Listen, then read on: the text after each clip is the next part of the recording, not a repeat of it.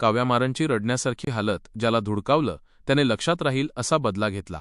काव्या मारनला अपेक्षा होती की तिची टीम राजस्थान रॉयल्सचा दारुण पराभव केल्यानंतर लखनौ सुपर जायंट्स विरुद्धसुद्धा असाच दमदार विजय मिळवेल. पण सर्व उलट झालं. ज्याला धुडकावलं त्याने लक्षात राहील असा बदला घेतला. काव्या मारनला अपेक्षा होती की तिची टीम सनरायझर्स हैदराबाद राजस्थान रॉयल्सचा दारुण पराभव केल्यानंतर लखनौ सुपर जायंट्स विरुद्ध असाच दमदार विजय मिळवेल. पण हैदराबादमध्ये झालेल्या या सामन्यात बिलकुल उलट झालं. SRHने प्रथम फलंदाजी करताना 190 धावा केल्या. LSGने हे लक्ष्य अवघ्या 16.1 ओव्हर्समध्ये पार केलं. काव्या मारनने ज्याला धुडकावलेलं त्या फलंदाजाने हैदराबादला हरवण्यात महत्त्वाची भूमिका बजावली. त्या फलंदाजाचं नाव आहे निकोलस पुरन.